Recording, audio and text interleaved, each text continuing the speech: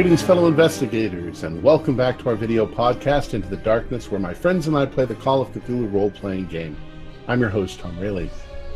Our campaign is Beyond the Mountains of Madness, and this is episode 22. It was written by Janice Hill and Charles Ingen, along with others who are listed in the credits. Our game master for this campaign is Sean Little, and Mick Swan will be giving the recap. GM's ready, the players are ready. Let's begin our journey into the darkness. Mick? Thank you. The Sherpa, among whom I've had the great fortune to spend much of my time in the last few years, believe that death is our constant companion. He sits, they say, an arm's length to our side, and at any moment he might reach over, tap us gently on the shoulder, and lead us into the hereafter. He has no favorites. He is, after all, the force of nature. A young child in its crib, an old man in his bed, a young man on a distant mountain path, all of the same to him. I can feel him now. I can almost see him. He has been with me every step of the way. Since we set sail for this accursed place, he has been there. He was there when we fled from that unnatural, formless thing in the tunnels. He was there when we set off to search in vain for Dr. Green, picking through the sullen ruins and unknowable mechanisms of this utterly alien culture. We could not see his tracks in the snow, but he was there, just as those things were there, those elder things that swooped down and, we presume, snatched the Doctor. He is them, and they are he. They are but one and the same, for death has come to claim us. He has worn many faces and forms throughout the course of our travels, but I see him now for what he is. He came as the pilot Williams, who was, in turn, the madman Danforth, and descended upon us in fire and chaos, stripping us of one of our planes as part of his grand design. He came again as more of those unfathomably old things as they snatched up Starkweather and made away with him, borne aloft by their awful leathery wings. We set off after them, flinging supplies out of our remaining plane in a desperate attempt to lighten our load, and in that cramped cabin, he followed us. We are in the belly of Death's bird. We were joined by another plane, but he clung to us, grasping our coattails, grim and impassive, just beyond the edge of our sight. He is there. I know it. Waiting. Watching. Ready. I know now that it is simply a matter of time. We will never leave this place. I will never leave this place. We can but push on, clinging to the hope that he will not choose this day, this hour, this minute to reach out and take us. None of us will say it out loud. None of us dare. But I know we are all of the same mind. We have all felt death in this place, and we all fear we shall never see home again.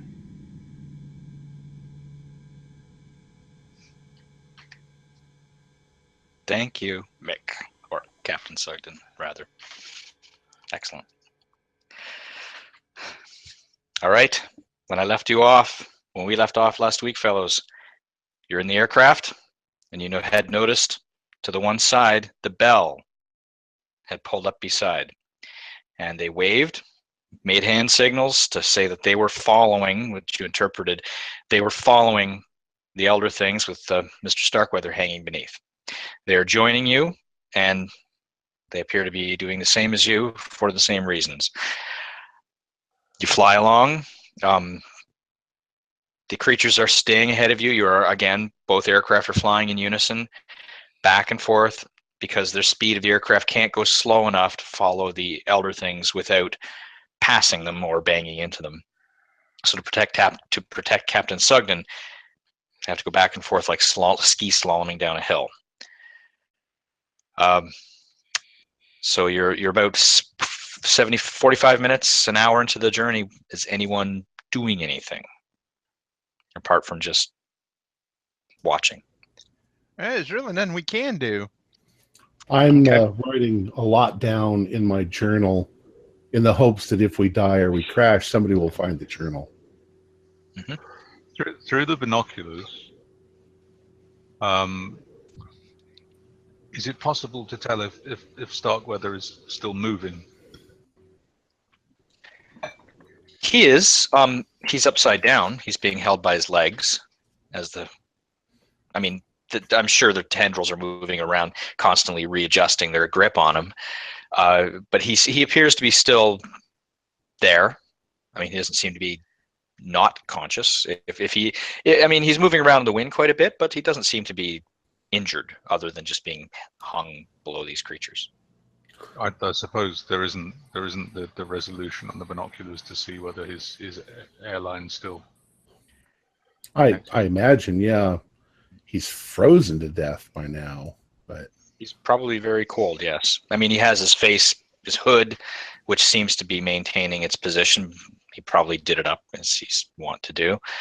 He's got his hat, his face covering over top of his mouthpiece and such. Oxygen-wise, you're not entirely sure how long he's had that tank going. More importantly, are the creatures reacting to us following him? Oh, totally. I wouldn't say oblivious. They seem to be pretty they can certainly sense presences. You're just guessing because of the construction of their heads and the eyes and such. They would be able to hear you, you would think. There's nothing else to hear in this wasteland. they're not altering any of their movements because we're circling around them. Huh? No, they're flying straight and direct. I do have a question. I have Danforth's papers, and I have my own notes. Is it possible I could try to construct some kind of message in their language? Very rudimentary, but... Like with the dots? The Elder Things language? Yeah. You said that Danforth had kind of figured some of it out. Some of it. I mean, it's mostly what the notes he had were written in German. But, I mean, sure, make what would be appropriate role? What do you think would be appropriate? Linguistics? Do you have anything? It would be like ciphering. I speak 3 languages. It is more of a cipher than a language in the dots itself. Maybe intelligence? I don't know. Well, maybe a hard intelligence? Sure. Go ahead. Arts and crafts. Arts and crafts. Calligraphy. Now, see, this is no fair because we really need a camera here because I rolled a 3. Okay. But it doesn't sound like, yeah, right, sure you did, Tom. We'll just pick them up and show. There you go. There's 3. That's at 72. I didn't expect to get that roll. I think based on what you can see, what you've read, the languages you've read, you're able to sort of, looking at the photos, over time you'll be able to develop an actual understanding of the language. What do you want to say? I mean, it would have to be extremely simple. Like, don't kill us, or friends, or... I think not compatriots. Not food. Yeah, I mean, not you could... food. I'm sure looking at this, the limited amount of time you look at it, you probably can pick up something that has the equivalent of comrades or something like that. Okay. So you could probably get like that word or house. I'll try to draw a picture of what I mean and put the dots underneath it. And hopefully it doesn't say like "to serve man" or anything like that. Tasty. Yeah, tasty. Or obedient. Yeah. And I'm gonna have this ready to hold up if they start approaching me, so that they can see that I eat hawks. Yes. Okay. Well, I mean, yeah. Let's just say, to the best of your knowledge, you've created a drawing that seems to imply, through drawings and some use of the words, something friendly. It's a desperate ploy, but hopefully it doesn't say your mother's a hoe. How many dots does that involve? I don't know. Well, I'm curious because If I need to, I can tap it out in bullets. Some variant of 5, I would imagine. Yes, 5 is the. It seems to be a base 5 language. Right. So this dots positioning. I'm just doing what I can. I'll have to roll again to see if they actually understand it. Well, it keeps your mind off the travel. You're trying to do this. That's true. Well, let's doing anything creative, constructive like that. Captain Sugden? Sure. Are you able to see anything up ahead with the binoculars? Can I see anything in the distance, landscape-wise? Are there any structures? Are we still flying over the city? I mean, is this still the city? Oh, no, you're well past the city now. You have noticed that as you are approaching newly visible peaks in the distance, I mean, you've noticed this for a while. I thought I probably mentioned it last week. Are they comparable in scale to the peaks we've just left behind? No, these are very stark, black, bare. With the binoculars, you don't seem to make out the dots of caves or incrustations that seem to be present everywhere in the previous mountain peaks. No carvings in that sense. It's almost a frightening mountain range, like very jagged peaks, not eroded in the way you would expect to be in this environment. Like gigantic fingers, and there's a cloudy storm that they're sort of clutching around it. That's the best way you could describe it. It would be reasonable to assume, though, that if some of them had survived, that they might have fled to another group of mountains, given that those ones have been overrun by the Shoggoths.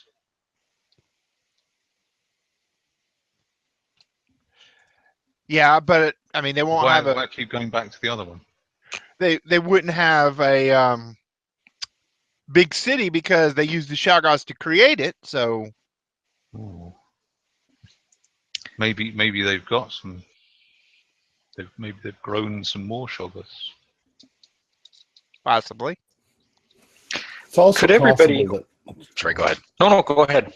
It's also possible that Lake and his crew accidentally awoke a small group of these, and that those have gone off in the past 3 years and awoken a whole bunch more that were in stasis. That's why there's no gigantic city still going on like crazy, because that's a long time ago, but they're trying to restart, and they're somewhere way away from the Shoggoths. That's just a guess. Maybe, in fact, maybe they've developed some. I mean, we're talking that over the course of millions of years, they could have by now created something far more efficient than Shoggoths, far more controllable, some other way of building and manufacturing, something completely different, some entirely new and unimaginable technology. As you say that, while you were still looking through the binoculars, having your discussions, Captain Sugden, you've reached to the point where you can now make out in the distance a tower. It's separate from the mountains. It is well, I wouldn't say man-made. It is a shaped tower, separate from the rest of the mountain peaks, in a valley. And you make this out first because there's a glint of bluish light. And as you look closer and you focus your eyes and you hit a patch where the aircraft is going straight, you actually can see that it's a tower peak in the distance, and you're approaching it quickly now. And I will show you all what it looks like. Just a moment. So does it look as though the older things are flying towards this tower? Absolutely. Any features on it, or it's just like that? It's featureless. From where you are now, it appears to be featureless. It appears to be just very dark and a light on top of it. Can we guess at the size? Just ask that. Well, let me judge how tall it is. Is it like mountain size? No. I'm gonna pass the binoculars to Elmer and show him. More importantly, is there a place to land? Start scouting for landing strips. Well, you are getting closer. Hold on. I'm going to tell you, this thing looks to be about 500 feet tall. Elmer, stop doing owl impressions and have a look through these binoculars.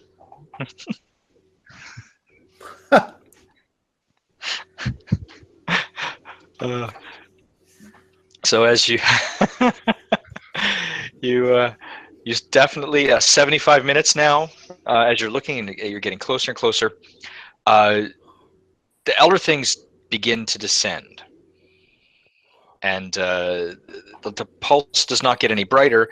But it's harder and harder to look away to look at it directly because harder and harder to look away from it. It's burning your eyes, make them water, but you just feel like you have to keep. It's drawing your attention, and it's beautiful and horrible, and the elder things are dropping down towards it. But your aircraft, of course, I mean, where it's located, you can't. Looking ahead, you can't really land right where it is. There's a lot of crosswinds and turbulence now. Both pilots, both aircraft, yourself, Nigel, and the other. You can see the valley around the tower is uneven, and the wind is cut swaths through the ice and snow. There's nowhere to land right near it.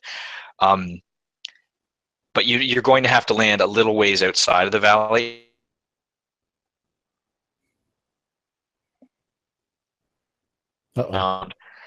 What? We lost you for a second. You said the last thing you said was we would have to land outside the valley. Then there's a flat area outside the valley that would be about a 1.5 mile walk to the tower.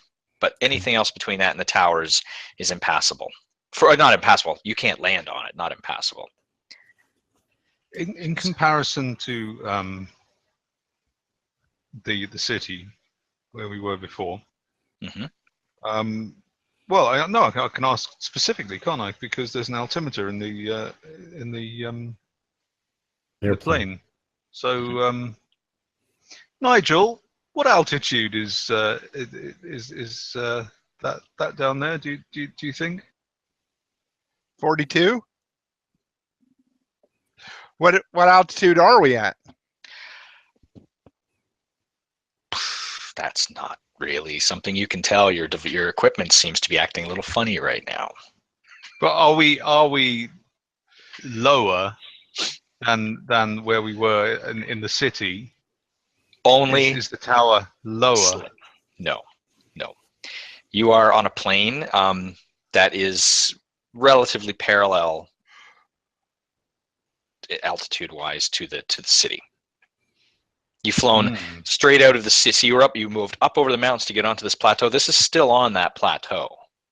It's just so we might extrapolate from that the elder things have a preferred altitude. Maybe. Preferred. No, that doesn't really make much sense because from the looks of them, they are creatures of the ocean. Yeah, well, and also if they're from that far back in the past, then they would have been living in a very highly oxygenated environment. Maybe they're not so dependent on oxygen as we might think. Oh, they do. After they are those pictures we saw before showed them flying through space. After all.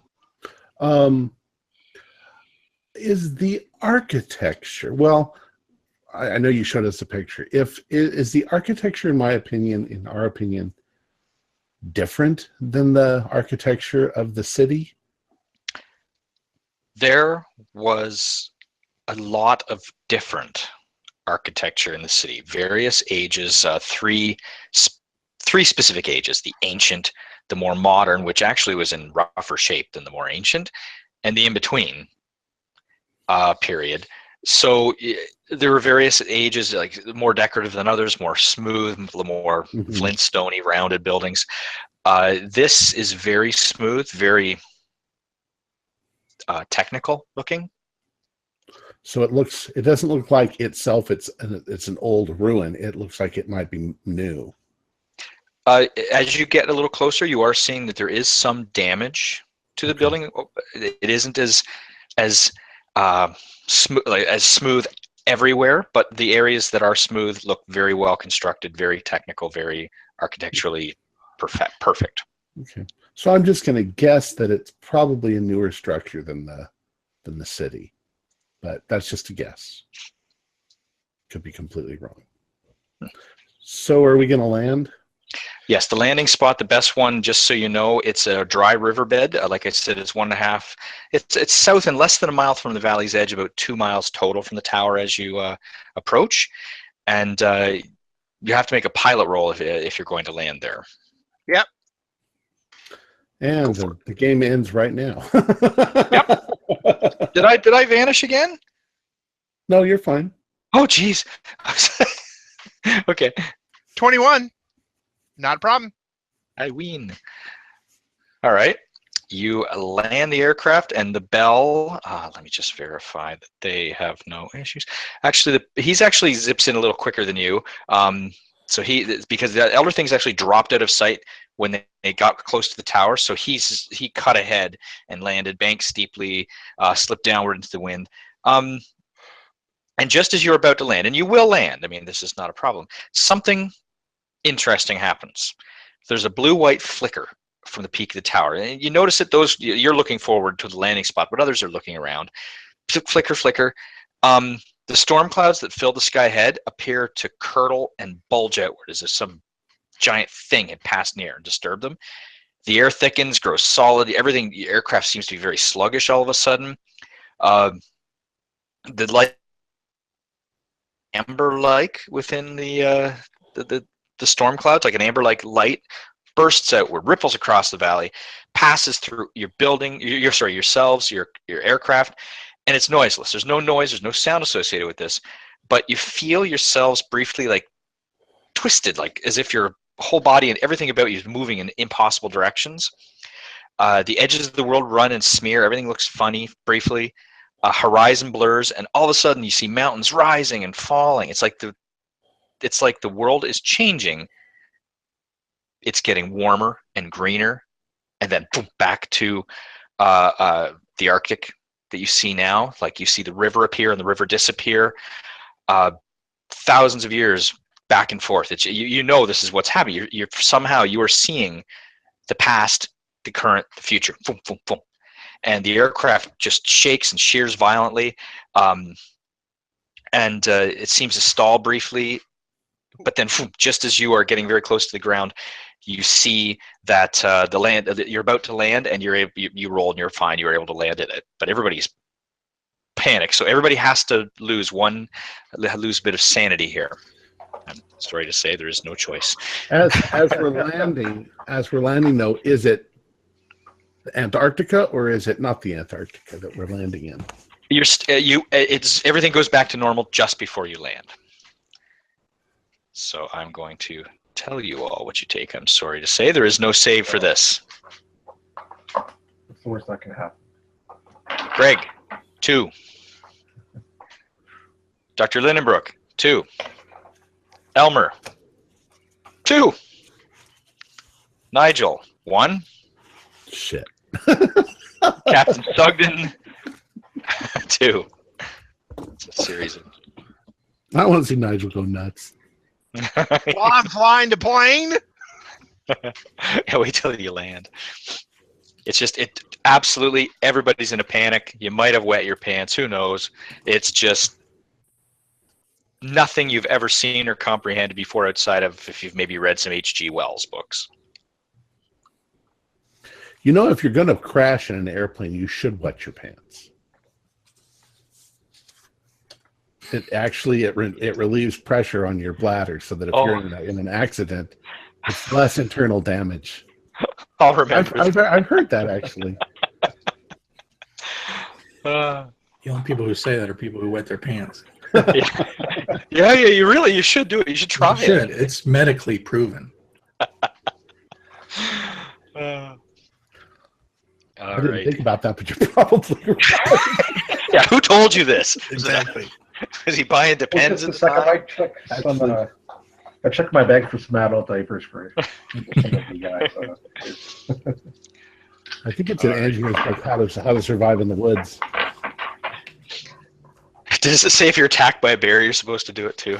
I'd like to know that. So the aircraft are landed. You've landed. you're very near the storm vortex. But the wind isn't seeming to blow on you in the same way. It's blowing from the south. You estimate 15 knots, Nigel. You actually are able to do that. It's thin, powdery snow blows up in the leaves of objects. The river ran directly into the wind, so it's a bit of a pain. You smartly face the aircraft into the wind, so that you'll be able to take off a little easier the next time.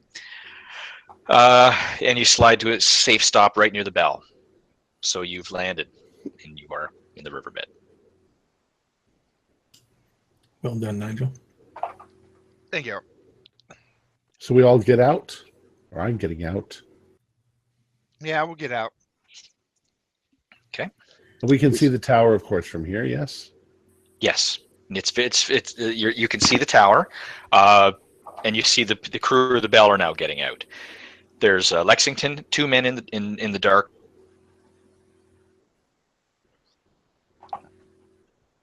Oops. We lost you for a second, Sean. Oh, sorry. It's Ms. 2 men are Lexington, getting out. and the 2 men have the masks that cover their faces. She as well, but you recognize them right away, or her right away. She says hello, or sorry, the Priestley looks out the side of the Boeing, waves his hands, and he says, "Hello there, fancy meeting you fellows here." And you can see the top of the tower over the rise beside you.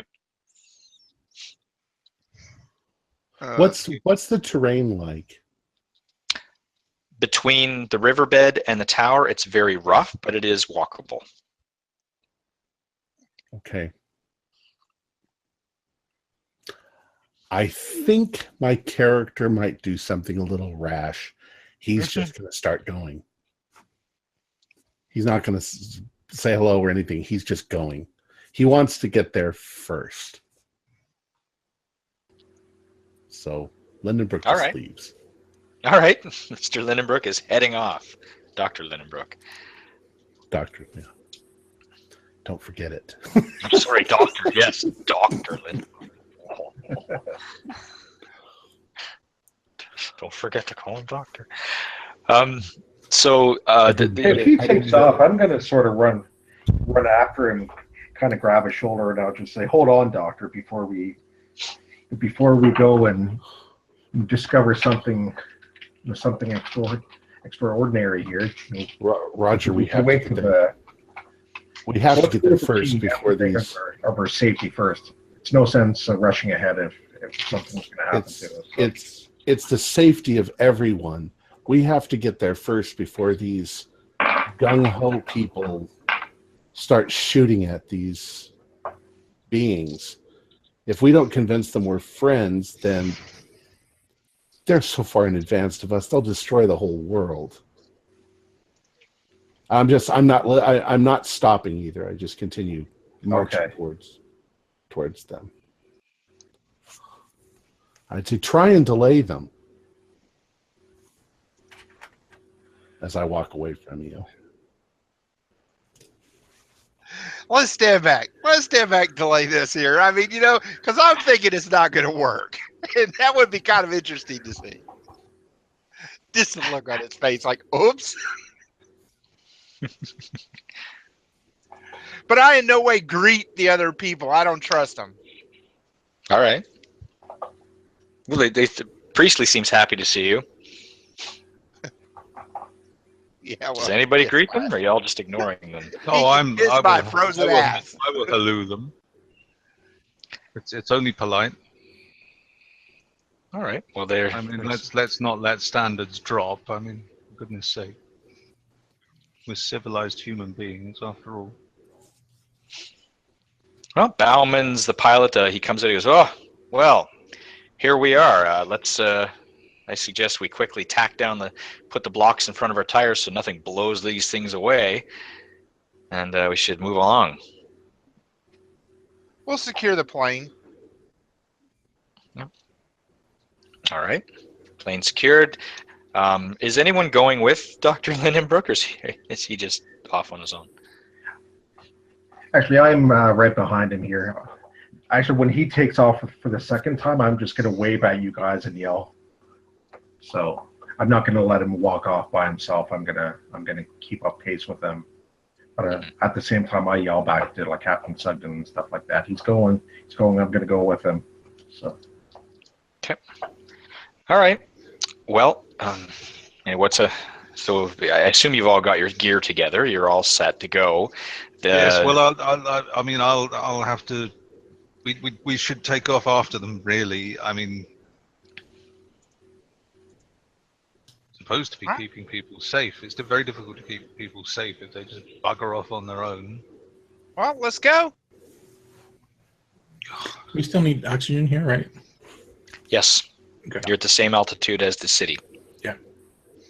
All right. I'd suggest doing what we did on the return trip down to the tunnels and taking an extra oxygen cylinder. Mm-hmm. All right. Well, if you guys took the time to secure the airplanes, I've got a good 10 minutes on you. Yeah, that's true. So everyone's secured. I'll assume the aircraft is secured. Dr. Lindenbrook and Dr. Hawk are continuing to walk and are certainly making their way. Outside of the game, briefly, what are we doing about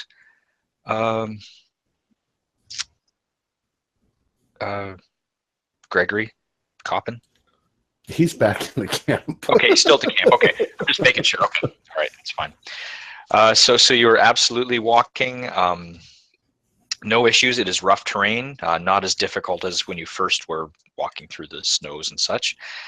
Doesn't seem to be any threat. You can see the tower. It's still a mile away from the edge of the valley, from the edge of the riverbed. The valley and the riverbed meet. It's a long, narrow S-shaped crescent valley stretching 3 miles further into the foothills to the west beyond the tower. At far end is obscured by a haze of snow. There's always this little mist of snow because of the wind. And once in a while, the haze clears for a second. At such times, the distant end of the valley is seen, and there's a deep saddleback pass between two higher hills, and beyond it is just this big storm that seems to be brewing or swirling around.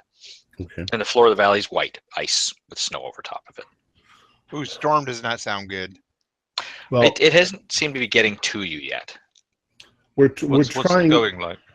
It seems to be just sort of brewing. It doesn't seem to be moving very far anywhere. As we're walking, I'm saying to Gregory, I'm saying, this calls almost for drastic measures. We have to establish communication with these beings. I'm afraid that the implications of what would happen to us if Nigel shoots one of them or some horrible thing like that, if we started some sort of interspecies war, we wouldn't stand a chance. We need there's only one chance, and that's that we establish communication with them. And they might kill me. They might kill me. I'm ready to die. I'm not afraid, but if they kill me and we all die, we're all going to die anyway. Okay, just out of game here, Sean. I'm going to try to do a bit of a psychology roll. So as he's sort of rambling and walking forward, I'm going to try to get in front of him. Okay. Okay, I'm going to try to... Okay, Dr. Lindenbrook, before we get off, Nigel's not going to shoot anybody. Let's wait for Captain Sugden. Let's wait for the whole team to come up here. No sense for ourselves to get up. Get lost here. So I'm going to try to talk him down as... Roger, get out of my way. There's absolutely nothing that you could say that would indicate that Nigel's not going to shoot something. He's said it practically constantly. He thinks they're monsters, and he's going to do something rash and stupid, and we've got to not let that happen. So I say, get out of my way, or I'll make you get out of my way. Okay, I'm going to stand by. Let him go by. I'm going to wait for the rest of the team to get up here. You're a good person, Roger, but yeah, I'm thinking of their safety here. I don't think we should get separated at this part of our journey. So as I say, I'm thinking of the safety of the whole human race at this point. Okay. All I'm right. gonna look back to see if the rest of the team's coming up. Yeah, everybody's walking. The two Germans are walking with Ms. Lexington. Priestley is walking up, talking to Captain Sugden. He's very excited. He said you can see him talking to him. He says, "What happened to you guys? What happened? What happened? Where did you go?" Oh, sorry, I was muted. Since when? When did I last see him? I can't At remember. Lakes Camp. Well, city, mountains, ancient city, living things, up in the city, penguins, Penguins. albino penguins, great albino penguins, caves full of albino penguins in the mountains, in a city. But they need to be near the shore, don't they? Well, it was sort of a beach. Huh. A beach in the city, in the caves in the mountains. He looks back to make there. sure you've got enough oxygen. Checks the gauge in your tank. He says, "Well, I'll tell you what happened to us. Williams dropped us off into a nasty stretch of ragged ice.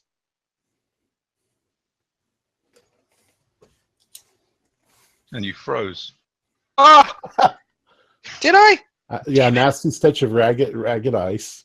Nasty stretch of ragged ice. The bottom of the aircraft was kind of messed up. We fixed it as best we could. Have you seen this place? It's got to be the find of the century. I've got pictures you won't believe back home. We're going to be famous. We get that. And yesterday we spotted one of Lake's monsters flying in the distance. I wish I had my camera. Imagine living beings, the things we found at Lake's Camp, millions of years old like this in the city. But there were some still alive. What a colossal find. You know, they built this place, that city?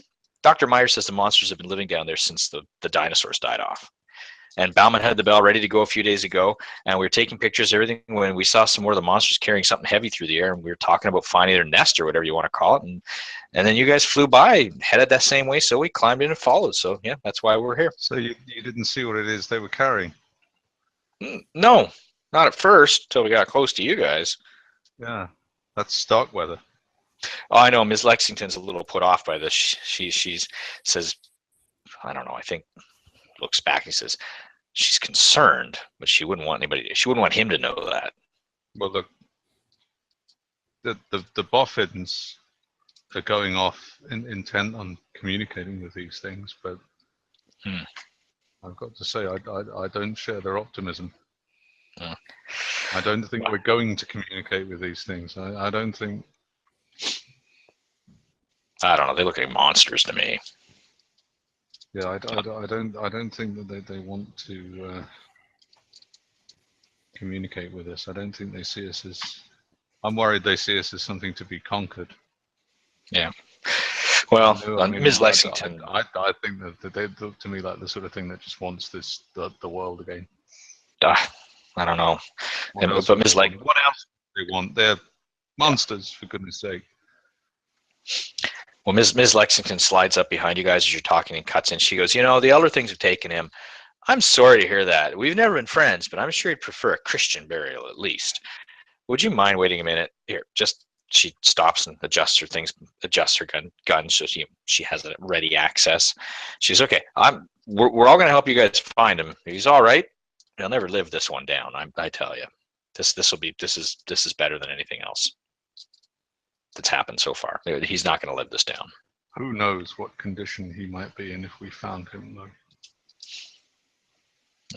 Well, Bauman, Nigel, are you willing to talk to these guys or no? Because Bauman's trying to talk to you. I guess. He says, "You know, the work we've done in this plateau is not complete. Our first landing was very bad. My aircraft is not easily repaired. I have to continue to work while we're here. During the flight, we've heard noises that you shouldn't hear in an aircraft, and the skis again have to be straightened. They were busted before. Now we straighten them. Now they're bent again. I'm going to do this now. So while you guys are exploring, I'm going to do. Is there anything you need me to do with the aircraft of yours at all, or no?" Sure, you can go ahead and check it over. Okay, I'll give it a good once over for you. If I say I notice your skis took a few hard hits, I'll try to straighten those as well, because I have a feeling when we want to get out of here, we are going to want to go fast. And if I get finished early, I'll catch up with you. Myers is storming ahead of you all, and he's talking to himself, and he says, we need to go. We just need, those creatures have your employer, and who knows what they're up to. Is it not so? This is where they live, and this is the last of their kind, perhaps. Doubtless, there's much to learn from them. I think we could speak with them and learn from them. And they've built cities. They should be able to converse. And that light, that tower, those are not the works of savages. It's a mighty civilization of great power. The knowledge of these things must be brought to the world. It's a shame we may have to kill them. Think of the wonderful secrets they must know. And he's trying to catch them. That in their estimation, we might be the savages. Oh, entirely. Yes. I mean, both of our countries have done our own bits of exploring around the world. We know what that's like. Well, let's get savage. Hey, that's me, not him. All right. So you're all walking. You're Captain Sugden down. Dr. My God, I have to actually have the thing open to see your names. Dr. Lindenbrook. You don't have to call me God. Miss Doctor. So you go over the valley. As you approach the edge of the valley, there is quite a drop off, and you're kind of stuck. It's a valley. I mean, it's like a cut in the ice. And you're looking. There's actually a couple of ice ramps around the far sides. You can approach through the ice ramp, or you can actually try to. Well, you'd have to wait for someone with ropes to go down the valley edge. I'm going to try and find some way down, like you said, an ice ramp or something. I feel my character feels desperate that he needs to get there first. Okay. So is Roger following me still? Roger? That's not a Roger. Roger, are you following him still?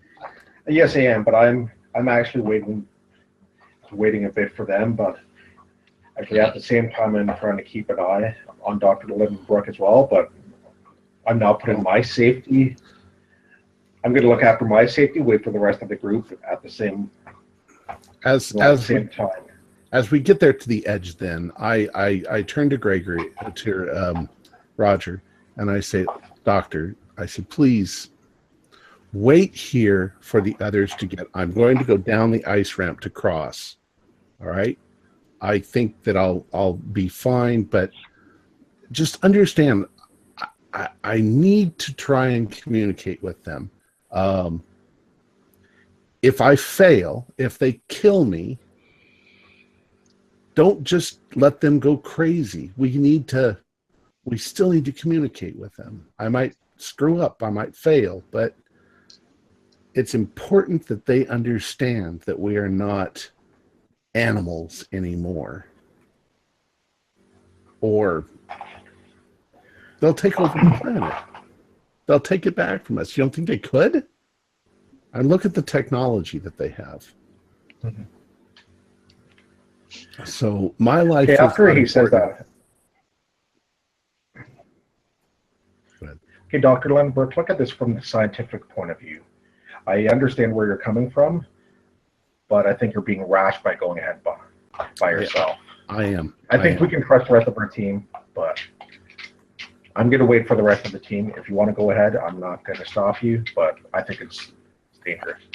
You wait. If you can, explain to them why I'm doing it. Okay. I feel compelled. Okay, Sean, can I do a psychology roll on him? Sure. Or is he gone? Psychology. Yeah, you can. Psychology is you see if I'm in the right state of mind. You could try to if you want to persuade me. Mm-hmm. But I'll do an opposition roll. Well, exactly. Yeah. I've got nothing in persuade. You know what? I will do a psychology roll just for myself, because if I think you've totally lost it, I'm not gonna. So 51 out of what the hell is it? Out of a 40, so I do fail by 11. You think he's batshit crazy? No. Okay. You're having you don't know how to read him. It's more Yeah. You're not entirely sure. You don't know where he's coming from. You see his point, but you also see that he's being a little rash. It's, you know. Okay, I'm just going to wait for the rest of the team. So I can tell you because that I'm agitated. Yeah. Mm-hmm. Okay. I believe that I'm right. Well, if you're going to use the ramp, I mean, the ramp is right there, and you guys are talking, but you're going to have to do a luck roll. Okay. Come on, luck. 74. Shit. Ooh. What's my luck? 55. Nope. Shut up, Jerry. I can just see this. I think I can make one. Mute yourself, Jerry. All right. Jerry's going to walk up to the edge, look down, and go, I told you. How you doing down there? Well, you didn't injure yourself, but you did. You're slipping. It's not the fastest progress you were hoping to make. It's a little slippier than you expected. Okay. So you're not down it yet.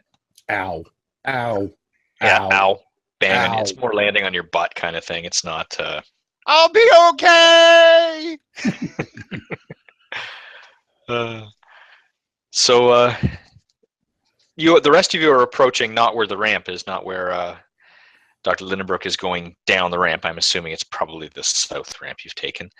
You guys are at the edge. You can see the ramp that he's using to go down off in the distance. It's about, like a few hundred feet that way around the corner. So you also have the choice. Are you going to rappel down the sides of the cliff with ropes? I'm assuming Captain Sugden has something with him.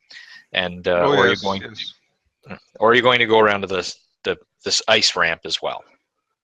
Well, look, I mean, what would I'm prepared for the rappelling, but I'd say the ramp. yes, I'll defer to the party on this. I mean, because if you slip on the ramp, at least you're still sliding. Whereas if you slip on a rope, it's a really quick, express route down. Quite. It's very sheer. It's not the cliff face. It's very sheer, windblown and smooth.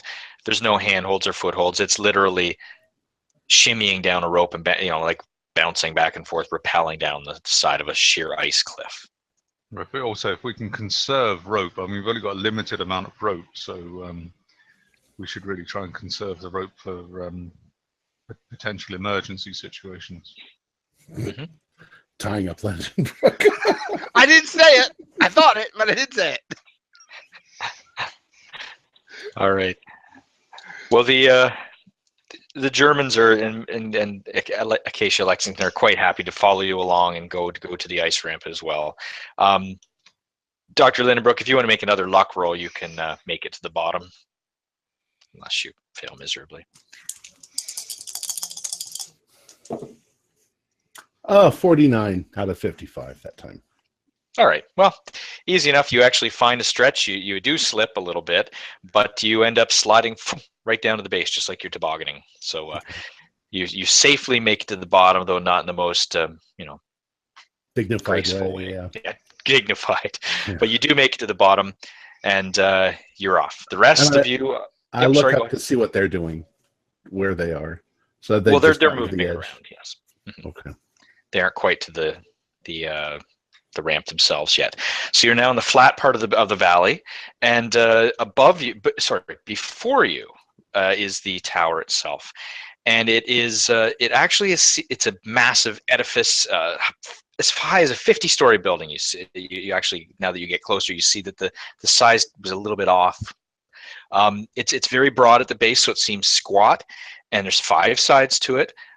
There's no color or images or balconies or windows, it's just immense, pillar. Incalculably old. Yes. The light can be seen now. It flickers and shimmers, and just a moment. Dun, dun, dun. As you are all standing there, those of you who have not started going down the ice ramp, there's another flicker, another flash, another wash of kind of, if it made a noise, it would be a woof, because that's the way it feels to you. as if this heat is washing over your bodies, and the valley flickers again, and rocks move, things twist and shimmer, and there is this feeling of time, and young, old, and the ground turns brown, and the ice melts, and then it comes back, and you see green, and then it's gone, and then it's icy again, and I have to roll something else. Oh, that's it. Nigel's here, then Nigel's gone. Yeah. Then Nigel will come back again. And Nigel vanishes. He's back in Boston or wherever he came from. And he's 20 years old. So, and you actually, the funny thing is when you see this strange time shifty kind of thing happen, you actually see the members of your party walking ahead of you, like the other people walking ahead of you, and then they're back up on top of the ledge again. So you actually are able to put together, this is something to do with time shifting. Time shifting, yeah. Somehow we're going back and forth between now and 600 million years ago. And it's the future. No wonder that that these creatures are so advanced that they didn't master some form of time travel. So I'm not surprised, but a little surprised, but now I'm not surprised. I'm gonna have to pick one of you. 1, 2, 3, 4.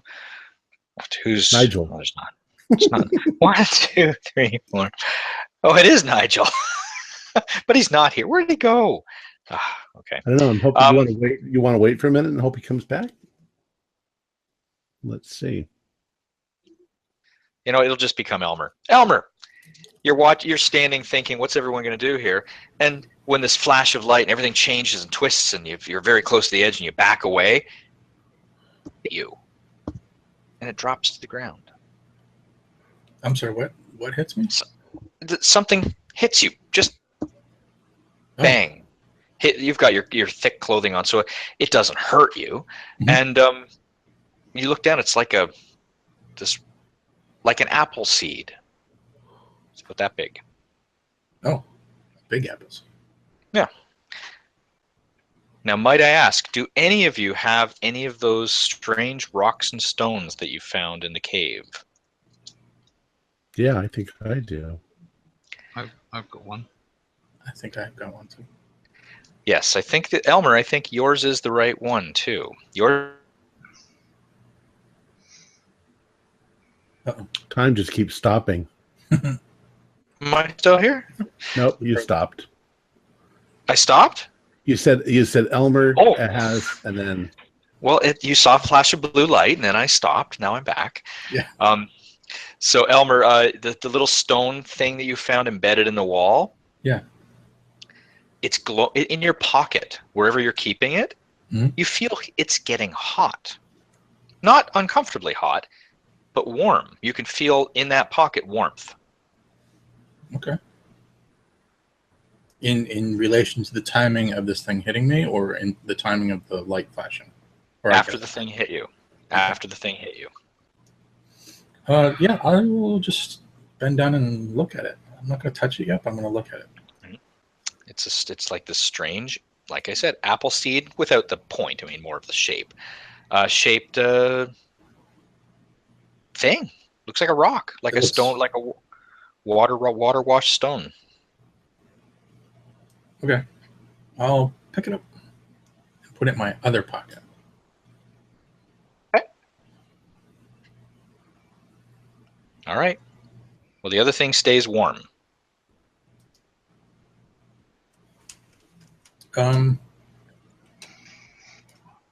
Who's by me, Captain? Yeah. Did you see what just hit me?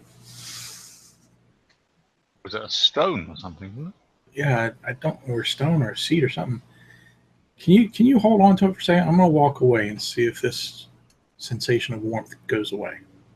Well, yes, if you want me to, yes. So I'm just gonna hand it to him, and I'm gonna walk towards.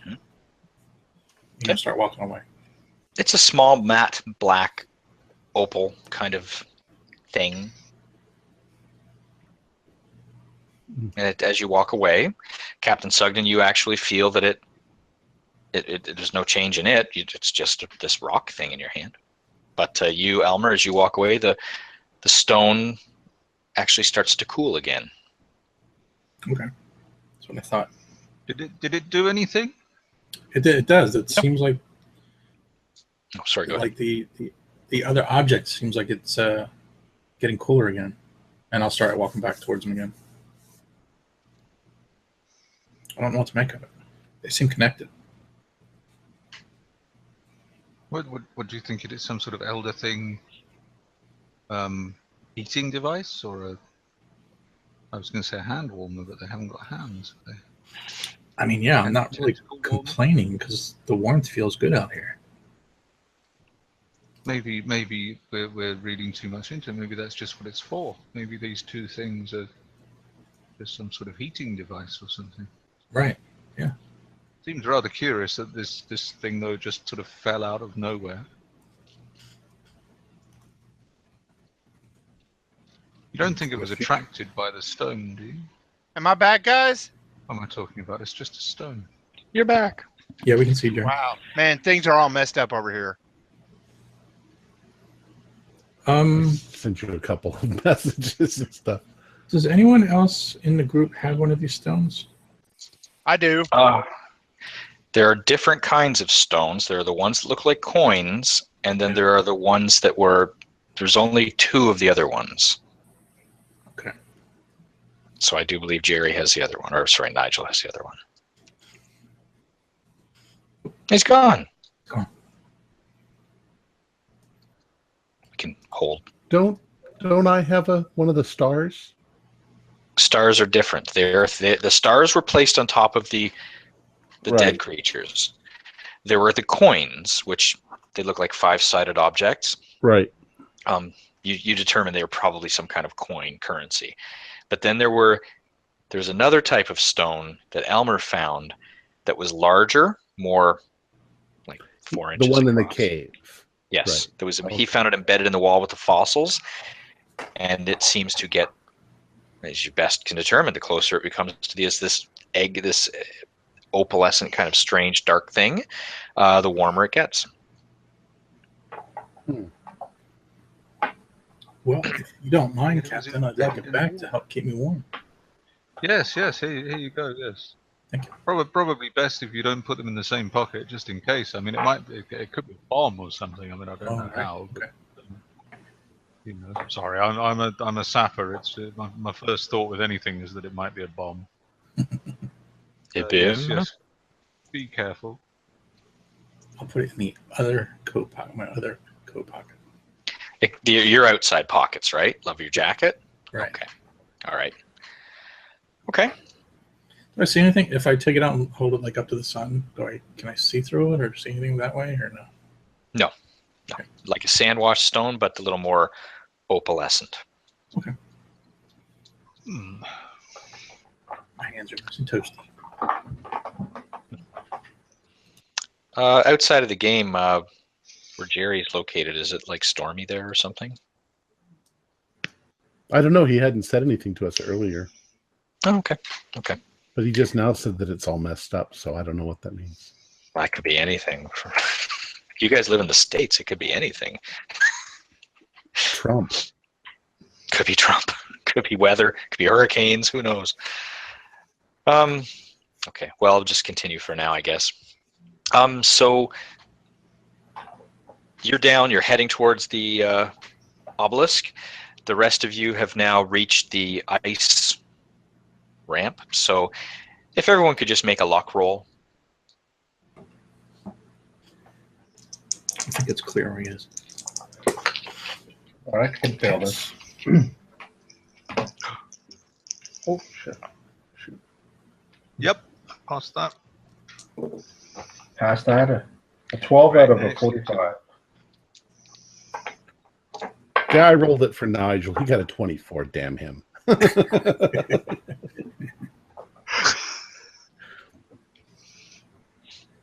All right. Well, you all make it to the midpoint, and I'll just assume you make it the rest of the way. There's enough of you together holding ropes and whatever you need to do, and Captain Sugden pointing and yelling and stop running, whatever. And the rest of the Acacia Lexington and the BM party have made it down as well. So you are at the bottom, and you can see you can see Dr. Lindenbrook off in the distance, walking straight towards the obelisk. And Dr. Lindenbrook, you're getting closer, so you're there first. I'll just say you've arrived at the obelisk. Okay. What do you wish to do? Well, I'm baffled. Is there a door? Is there? Does it come like straight down to the ground and stop? Well, it's a very large ancient building. You're a little awestruck by standing by it at first. There's very little that is delicate, and you look around. You're just sort of walking around, trying to figure out what there could be. As you do walk closer, you do see, yes, there is an entranceway, and it is it's on the side. It doesn't actually say which side of the building. I guess it would probably be the side you're coming from. Come to think of it, and yes, so there is definitely a doorway or an archway, or a ramp leading down, slightly down from the outside, about 30 degrees, just like the ramp that you took before that went down into the underworld beneath the city. No handholds, no railings that you can see. There's ridges every hand width down the length to actually afford some kind of grippiness, so it's not slick. Well, I'm going to go carefully and slowly with my notepad ready to display. And I'm looking everywhere. I'm looking up and all around, make sure there's nothing going to swoop down on me. Mm-hmm. Once I get inside the door, what's it look like? Once you get inside the doorway, one of the first things you notice is it's warmer. You can feel it on your exposed face. Okay. Warmer than the air outside, even though there's no door. It's just an open entranceway. So it's probably close to the freezing point of water. So it's 0 degrees. Just if you estimate. It's very smooth entranceway and no decorations. 32 degrees for the people in the United States. Yeah. Yeah. Sorry. That which actually probably feels quite comfortable considering what we've been going through. Compared, you could. Yeah. When I look up inside, what's it look like? It's actually right now you're just in the entryway, and it's a long passageway leading into the actual building itself. Okay, so I'm just going to proceed slowly and carefully. Okay. Listening. Hopefully, there's no if I hear any movement or sound or anything, I'm just being very cautious. Yeah, it's like 3 yards high, 2 yards wide. There's a corridor stretching directly deep into the depths of the tower itself. Okay. You see that it's actually the archway itself that you enter. It's actually at the top of another ramp that goes down as you go in farther. So there's a downward going ramp and a corridor beyond that leads 20 feet towards the center of the tower. So the stones are smooth and clean. There's like slick pittings here and there along the surface, and frost is settled inside the building itself. It grows thicker the more you move in because of the moist, warm air that you're encountering. Okay. There's wisps of fog and just motionless fog just sort of hanging there. No illumination, though, so I assume you have a flashlight of some sort? Yes. I've got a torch. I've got a gun, too, but my gun's full. I'm going to move to the center of the room, and if nothing happens for a couple seconds, then I'm going to go down the ramp. Okay.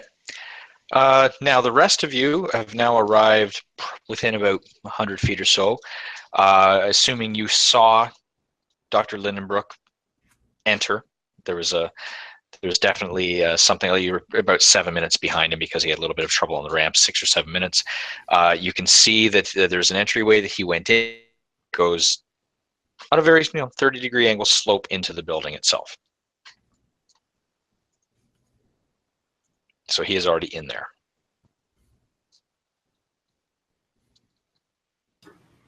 When we go in, do we see him, or has he on the other side? Well, that depends. Dr. Lindenbrook, when you go in a little bit, you say towards where you assume to be the center of the tower to be, Right. you actually see there's a narrow hall. It opens into a lightless hemispherical chamber, 10 yards across, 5 yards high. The stones are on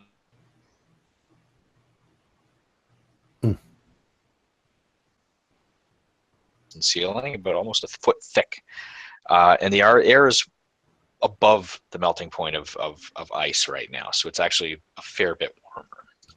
But I still haven't seen anything or heard anything moving. You haven't, no. Okay. There's if there's any decorations in walls or anything that would mark directions, there's nothing like that. There's another tall, narrow archway breaking the smooth curve of the dome to the left. Left. And beyond it, you see like there's another. Like I said, there is something going down as well. So down and up, you have two choices. But could you do a spot hidden while you're standing there? Yeah. 25. Okay. You see a pile of something over the corner, but I'll leave you to look at that while they are deciding what to do. So everyone else, you know he's in the building.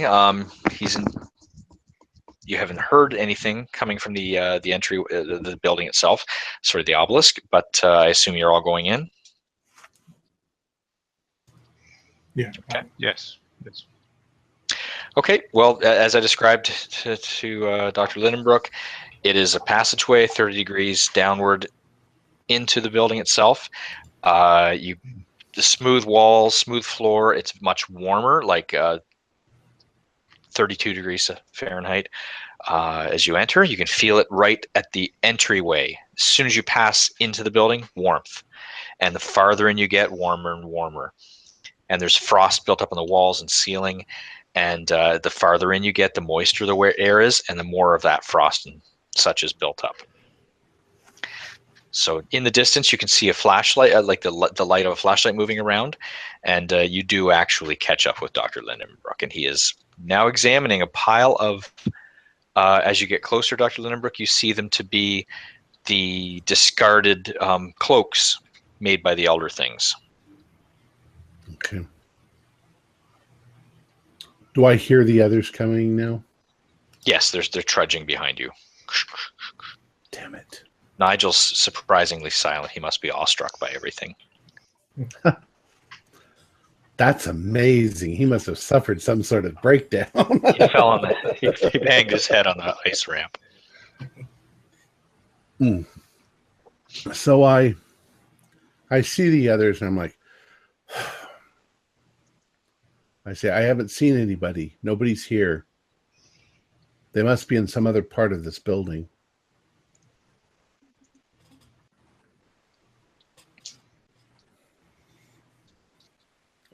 You guys see that he's looking at some Elder Thing parkas too. How many of them are there? Is it possible to tell?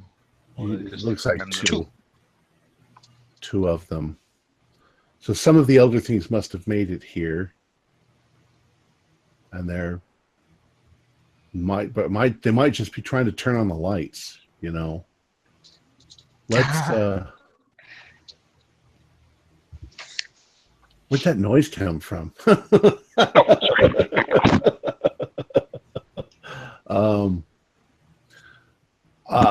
I'm gonna just immediately go towards. You said there's one going up and one going down. Yes. I'm gonna try going up. The things fly. Maybe they're up in a rookery up above somewhere. Could you do a track roll? Sure. I got an 85. I don't think that works. Yeah, I got a 40 in track. There's a lot of footprints, a lot of markings on the floor, there's been a lot of movement. That's all you can really tell. Okay. But occasionally I can see that triangular sort of flip of theirs. Yeah. So I'm heading up. Mm-hmm. The others can see me. Are they going to come with me? What are the rest of you doing? Well, I suggest we follow Dr. Lindenbrook because I don't think splitting up would be a good move. We're back with him now? You've caught up to him. We're in the tower. He's over there, look. You know, Just wonder Dr. about that. Lindenbrook, if you really want to meet these things, Shh. why don't we bring them to us? Shh. I'm gonna whisper to Nigel. He's lost his mind. I'm sure they already know we're here. Just scream. I'm sure that will come later. All right. So I'm walking up. Okay, I assume the rest of you are doing as well. Nobody wants, obviously, to pick up the Elder Thing cloaks and try them on. They're too big for you anyways. The arched hallway that rises upward, it's fairly steep, smooth curve, passing almost a quarter way around the tower's circumference, and you're 60 feet up before the end of it. No breaks, no side tunnels, nothing. The ramp floor inclines,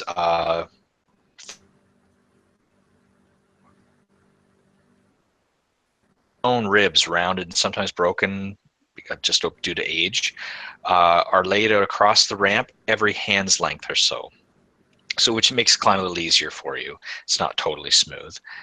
But all the way up the center of the ramp is deeply recessed and worn smooth. So things have been moving up and down this for millennia. So it's a bit of a struggle. The first 15 yards are particularly slippery and difficult.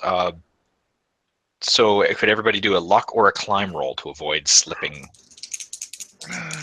I shall opt for a climb roll. Mm-hmm. Give me a sec. I got to reload my sheet now. 28. I'm gonna go for climb. I got a 17. I actually rolled a 99. I'm gonna go for luck. Even though I have climb, I'm going for luck. I was going for climb, which I have a 60 in, but 30, I rolled a 99. 32. So I'm good. All right, Dr. Hawk, you just slide back down to the bottom of the ramp, so you have to try again to catch up to them. You're on your back like a turtle. Yeah. We're all still tied together, though. I never thought about that. Yes, you actually don't. You don't disappear. And Jeff as well. Sorry, Elmer. You both slip, but you're caught by the others. So I would assume you don't drag the rest of them down, but you have to get up. And between the bunch of you, you're able to escort or pull the others up. As you're going up, everybody notices again the air is getting warmer again. So by the top of this ramp, you're at 80 degrees Fahrenheit. It's hot and damp. I also wanted to interject that I am not tied to the others because I started up the ramp before they got to me. You did, yes. In through your nose, you can smell a foul smell of like rotting flowers. Mm-hmm. And it's actually, you're finding it very uncomfortable to be in 80-degree temperatures wearing what you're wearing. I'm curious if the air is good. So you say I can smell it, but can I breathe? When I remove the air pressure doesn't increase inside, but when you take it off, like the air feels the same. If you can assume, you can feel the thickness of the air. It doesn't. When you take off the mask, you can breathe. So there's air. There's air. You can actually breathe. You don't need to. It smells horrible, but you can breathe. Well, I started to say back down to them, the smell is bad, but there's oxygen up here. You can breathe. Really? Oh. Smells like it's sort of fungal, like rotting plants. That's weird. Yeah, it smells like my father's gardening trousers.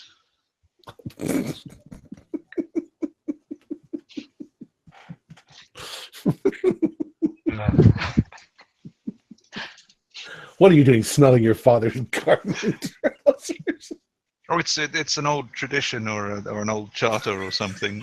We have to. It goes with the house.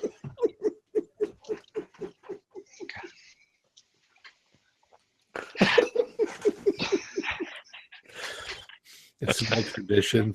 A yearly thing. First day of spring. You have to line up and smell the trousers. Sniff my trousers, Daddy. Sniff them. You boy, smell the trousers. Deep breath. It's an English thing. I don't expect you to understand. All right. All right.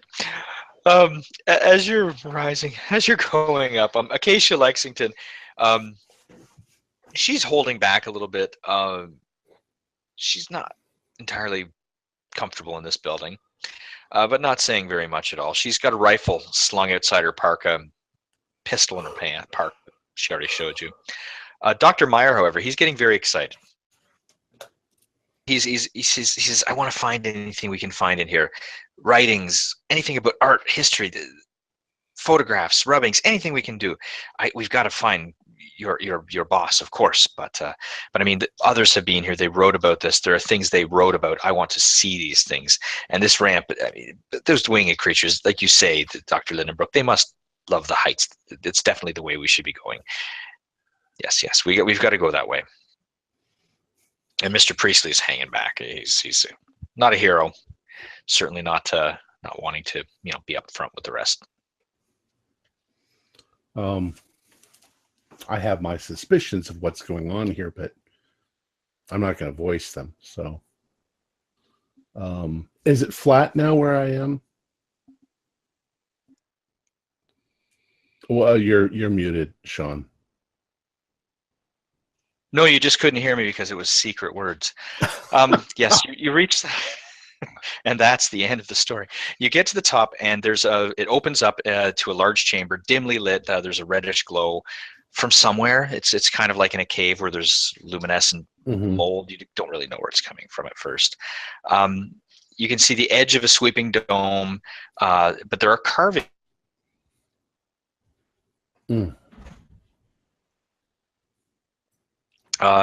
You got cut off. There are carvings. You said that's the last thing we got. Well, actually, the funny thing is I said, and no sound, and then you say I was cut off.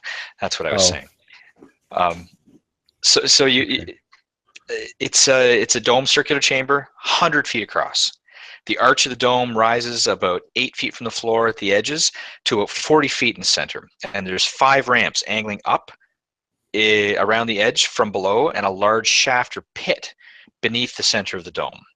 And there's a narrow arched opening in the dome's eastern wall. It's the only other visible exit from the room. And it's hot and dry now in this room, with a faint foul that odor of rotting vegetation or some sort. Well, we've seen the pits before. Mm-hmm. Are they like the pits that we've seen before? Not quite. Not exactly. I have the funny feeling that creatures that are more intelligent than us, far into the future, that they might be watching us, and we just can't see where they're watching us from. So I'm going to have my pad, and as I'm walking, I'm just holding it up in front of me in case something can see it. Maybe they'll just say, why is that monkey holding that thing up? Or whatever. But I'm heading towards the center thing. Well, as you're doing that, your foot scuffs something uneven on the floor, and you step back and you shine a light down, and you see on the floor, it's a map cut in stone, and it depicts the region around the tower as it might have looked when there was no ice. Shadings are done with different changes in texture rather than color, and it's very artistic. It's very extremely detailed and precise. And it's almost like it's almost three-dimensional when you look at it, just the way that it's been carved into the floor. Well, it is three-dimensional because it's a carving, but I mean, it actually looks odd.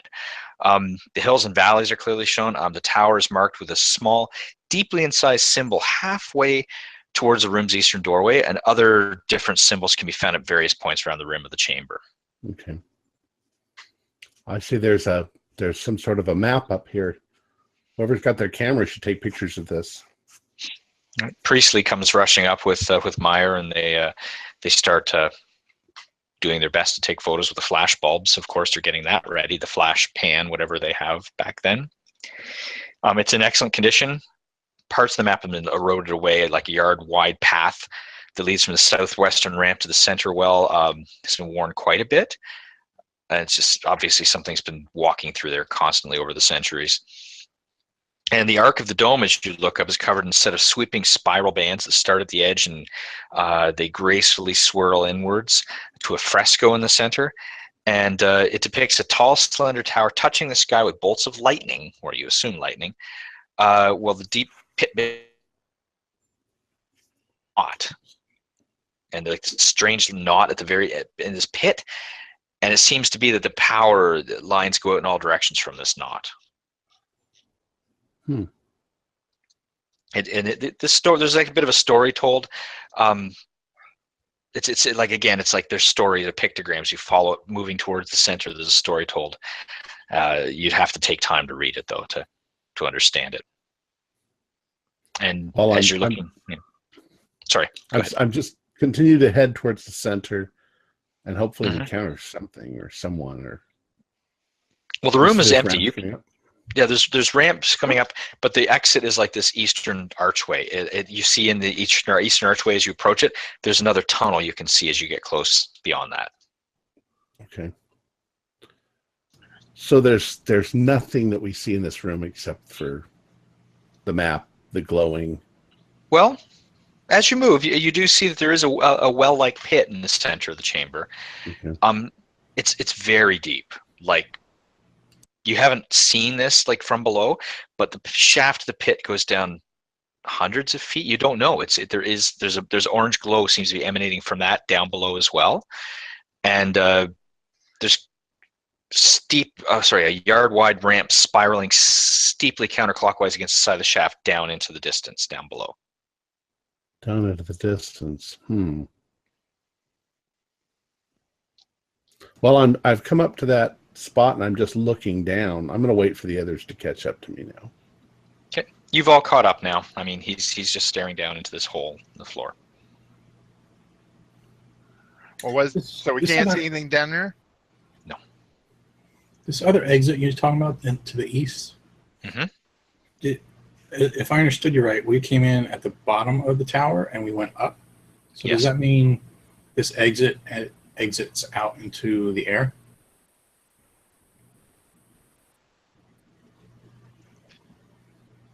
Well, no, sorry.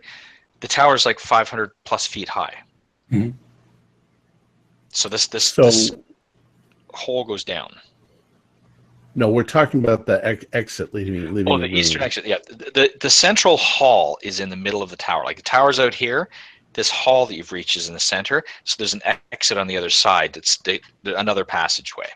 Oh, okay. So there's still a lot out. Yeah.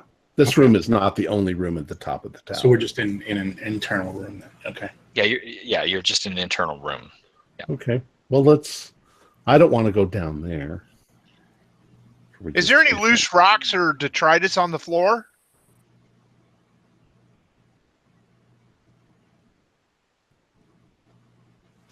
So something must have come loose over time. We didn't get any of that. Oh, there's definitely you'd find like a little piece of rock or something from the worn pathway. Something must have come knocked loose. Yeah. Pick a piece of rock up and drop it down the hole. Why would you do that? Why not? Why not? Maybe there's somebody down there and you're going to hit him in the head. I'm assuming it's some form of energy thing. And you just blow up the whole planet because you dropped a rock. A rock. Haven't you seen Star Wars? I mean, Star Wars. The rock goes down, and I would assume that it after a few seconds, it goes tick, tick, tick, because air, wind resistance is not a perfectly, smooth stone. It bounces around a bit. Eventually, you hear what you think is it hitting the bottom. Is there any explosions? No explosions. Shut up, Lindenbrook. I'm gonna give you a shove and let you go down and see if there's any damage. All right, let's head towards that other door. See what we find. All right. So you see, Priestley's getting a little bit excitable about this. Priestley is. He says, "Look, a ramp. This is another one. This is bizarre." He said, "This is." And Priestley says the upper. This is supposed to be a ruin up there, isn't it? Isn't that what you said? And the monsters left their coats down there. This is an old ruined building. We should, if they're here, we should probably go down. Well, let's finish exploring up here first. And Meyer says, "It's warm up here. You may do it. Why would they be down there?" All right. She said, Lexington, the Priestley says, "Don't say it. I'll come along. But I don't want to split the group. I don't want to split the group. If we want to go up, we want to go up." And he's got his camera. He's rolling, taking pictures and such. Where is the heat emanating from? Is it just like warm air, or is there some kind of machinery that's hot, or a stone that's providing the heat? It's the air inside is just hot. I mean, that is just so weird because the air is very thin, and now it's hot. Mm-hmm. And you're getting very uncomfortable in your clothing. By the way, everybody's starting to unzip things unconsciously, take their gloves and put them in their pockets. It's getting quite warm.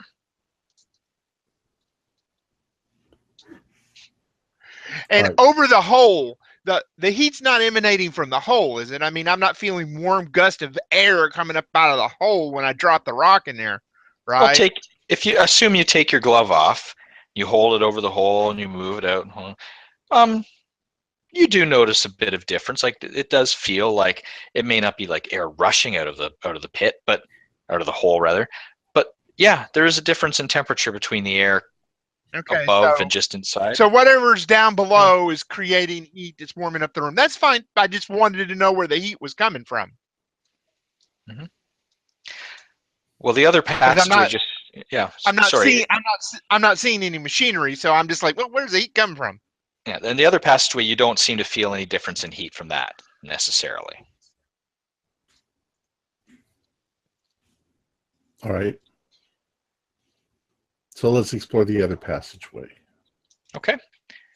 Everybody seems to agree. Dr. Myers is very excited about this. This is where he wants to go as well. Again, unlit, and it's getting, as you pass into the passageway, there you go. Temperature change. It's stiflingly hot in there. There is some breeze coming out of the area you were just in, so it actually feels a little bit of a breeze due to the air difference and temperature difference, but it doesn't. Now you're at the point where you have to unzip your multiple layers of clothing because it's just very hot. We're gonna end up having to strip before this is over to go much farther. We're gonna have to take off these coats and boots and Arctic gear. I'm going no further than my waistcoat. I'm telling you that now. I'm already half naked. No, I'm too curious. I'm probably not concerned about my heat and discomfort, but I will be in a few minutes when I start passing out. Yeah, it's very hot, and you probably don't have much water with you. You're just noting that. Well, the ramp out inside the passage. Oh, sorry. Go ahead. I was just gonna say the scary thing is nobody brought a change of clothes, so it's the coats and all that. It's all we got. Yeah. I say to Dr. Hawk, I'm like, I just look at him and I'm like, brood chamber? You think it's getting hotter because they're growing their own? We'll see. There's some reason why it's so hot. I hope it's not. I'm thinking brood chamber. I was going to say, well, okay, at this point, you've led us this far ahead. You can scuttle off in front of us again if you want. I will, and I go. I can't even guess what it could be. This is just beyond at this point. Natural. At this point, my character is pretty much. I'm got to find out what's going on here, yeah. And I'm probably going to die, but I'm too curious to worry about it at the moment. Do we still smell the rotting vegetation? Oh yeah, you can still. Do we smell anything like methane? Methane doesn't actually smell, but you mean it's just rot. Fecal matter? It's more like a compost kind of. Yeah, kind of a sour. dead grass, dead leaves. sort of Yeah, smell. I'm just worried that it's creating methane. Well, whip out your tricorder. Whoops. Sorry. No, there's Just no a match. or a match. Bird in a cage. No, there's no. You don't. It's more like a compost kind of smell. It's nothing overpowering. Nothing. You don't feel lightheaded or anything like that. The ramp is pretty steep inside the passageway, and it has the same ribbing on the floor to make it easier to walk. The floor is smooth and dry. Lots of footsteps have worn this away over time. Millennia, like ages and ages. This is like ancient side of mountain kind of wearing away, not stairs. I mean, this is really old. Climbs up over the top. You assume you're going up higher than the top of this hall that you've just been in. Does a full circle, and then it spirals right to the center of the tower. So you actually, there's another area here that I have to get to here. Sorry, my pages are really funny. Now the walls of the tunnel open up in this one area that you reach, and there's 5 vertical chambers that fan out from the core. So you can see there's chambers coming off from the core, and it's like the petals of a flower is the best way to describe it. And it's a strange shape. It's like you can still see there's something odd in the center, and it's something like 1,000 prismatic crystals. It's like this strange. It's hard to describe. You're looking at it, your vision kind of shifts about because of the reflections off of it, and there's sort of shapes moving, and there's darkness at the edge of your vision, but you can see that there's something there. And yeah, we're not at the top of the tower, right? No. So this is not the blue light that's emanating from the top, right? No. Okay. But it's a big crystal. Yes. This is a lot. Is it glowing? It's well, you've seen crystals growing when you were at school or whatever, where people would grow crystals from water. No, glowing. Glowing. Oh, I'm sorry, not growing. There is a light to it,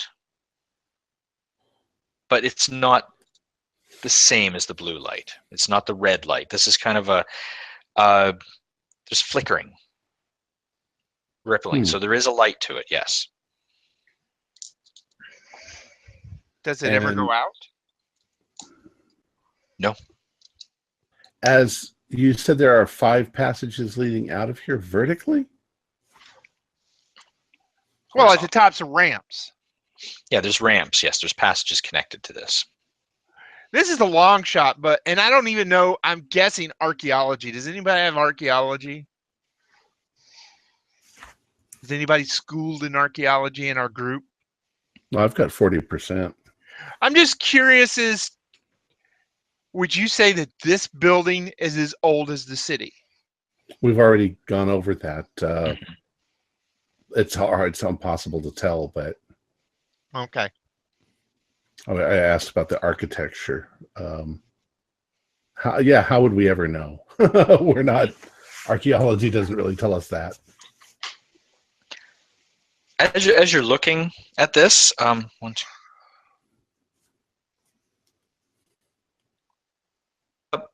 Captain Sugden, as you're looking at this strange crystalline structure in the middle of the room, you start to see things happen, and it's nothing. I mean, I'm just assuming everyone notices you're looking a little weird and you're describing it. You hear scraps of words. You're sort of what? That doesn't make any sense. From coming from the crystal structure. Not necessarily. Like they seem to be originating from the crystals, but they seem to be coming around. You know yourself these are coming from the crystals, but you don't know how they're coming into your ears because they don't seem to be coming from the direction of the crystals. It's an odd if someone was talking to you and you're looking at them, but their voice is coming from over there. And it doesn't make sense to you.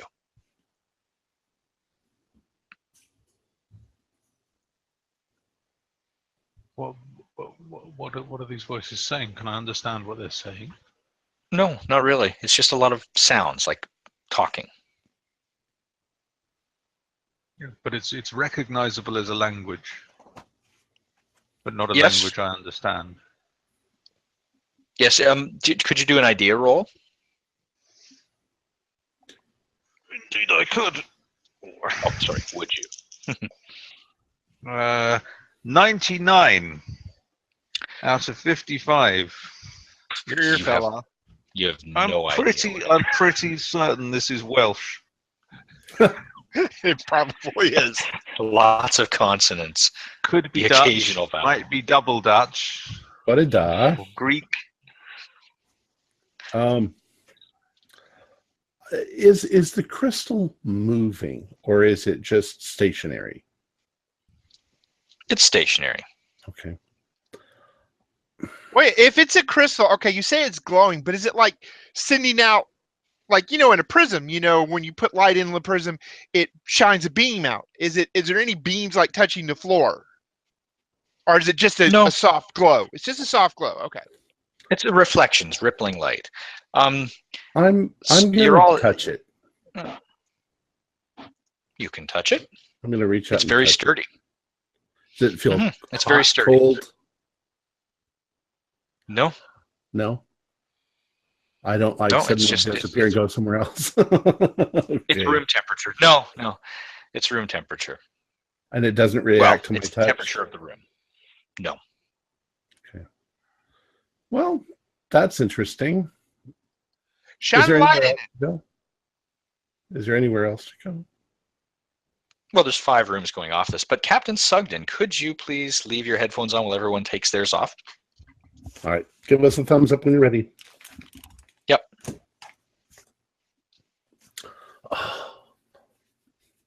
Attention to me. Mick! Yes. Oh, you're there. Good. All right, Yes, everyone's yes. got their headphones off. Okay, good. You are now starting to make out something that's being told to you. It's not that it's being told to you. You're actually just coming to the realization of something. You start to feel like your body is not your body. You feel like you're having a little bit of difficulty staying upright, but because of your upbringing and your military background, you do force yourself to stay upright. You do have this feeling that you know something about this structure that you're in, but you know you can't tell the others quite yet. There's something about the building that it's a controlling mechanism for some kind of a cage. That there's some kind of a creature of unbelievable power and malevolence, and it's already starting to escape. That something is off with this cage, and this structure is the cage that is holding this creature in check. And this is like the crystalline structure is telling you this in a very roundabout way, that there's something happening that is causing this cage to fail. Does it impart any information about what this thing is that's held beneath it, why it holds it, how it holds it? You feel it's malevolent. The words "a god" seems to be the best way you can describe it. There's something that you know something about. The matrices were destroyed in an ancient cataclysm at one part. The living parts that hold it together have only lasted a little while.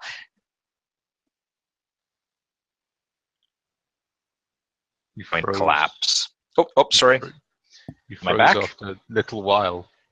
Oh, okay. After a little while, things have been put back together somewhat. There are parts that need to be replaced. The people that service it are not here to service the creatures. It's not being serviced the way it needs to be serviced. It's just that something has to be replaced, and it's been replaced a little bit now and again over the centuries. But you know, if nothing will survive if this entity breaks free. And this thing, and the best word you can come up with it is a construct. it needs to be made whole and strong to protect the world. And whatever this thing is, it is keeping in check. If it gets loose, it's going to destroy the entire. Frozen again. If this, can you hear me? Yes. Yes. If this thing gets loose, it will destroy the world. And this cage is malfunctioning. Oh, good God. And you know that there's certain things need to be done to keep the cage in check, but you can't tell the others of this completely yet. You know that the time you will know the right time. And then you sort of waft back into reality. So do I actually know what the things are that need to be done? Or do I just have the feeling that I will know at some point? You will know at some point that something needs to be done to at least partially repair for a millennia or two, which to you it's like, well, that's a long time, but for the construct itself, the repairs that have to be made will not be permanent. So it's something that will need to be managed over time, and you now know this information, and you feel heavy with the information that it's weighing down on you. This knowledge that something has to be done. You'll know soon what it is, but when the time comes, you'll have to make that decision to save what needs to be saved in this construct to make it function again, at least for a time period.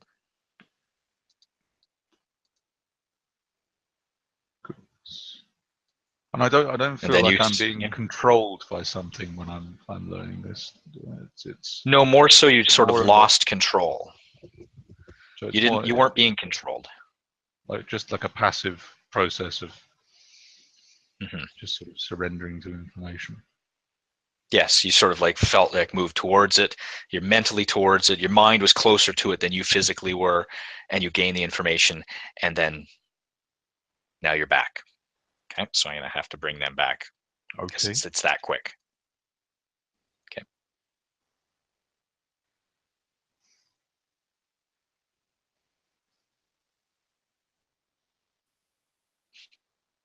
Okay.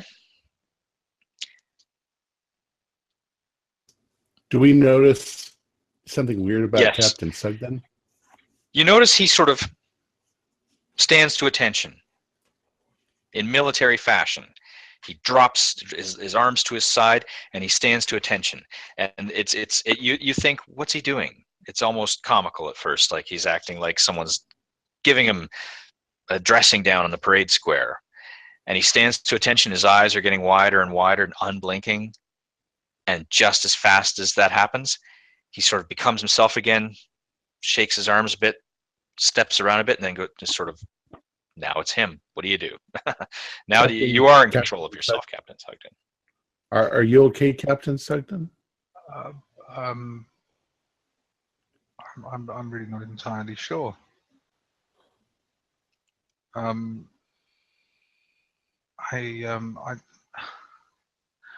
don't really know how to describe what happened. I was going to say something, but it's not that something spoke to me. I can't really explain it. I just know something. Well, we've guessed that these creatures are telepathic. Maybe they're trying to communicate with you. This thing, this construct. It's a cage. It's designed to keep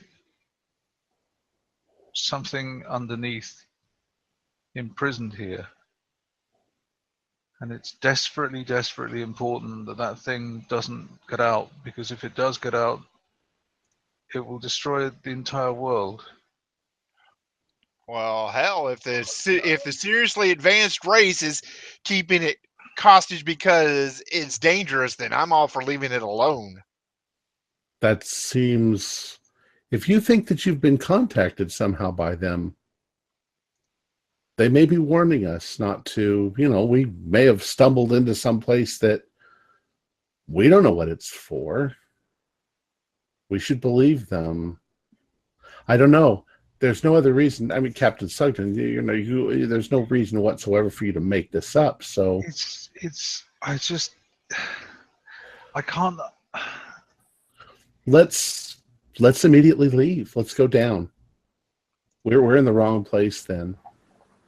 And everybody try to think happy thoughts. Try to think that we want to communicate with them, that we want to be friends. Think these kind of thoughts. Maybe they can hear us thinking. Maybe they are communicating. No, but it's.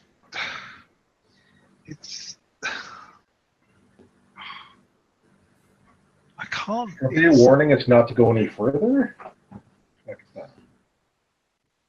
Well, then the best way for us to go is back the way we came.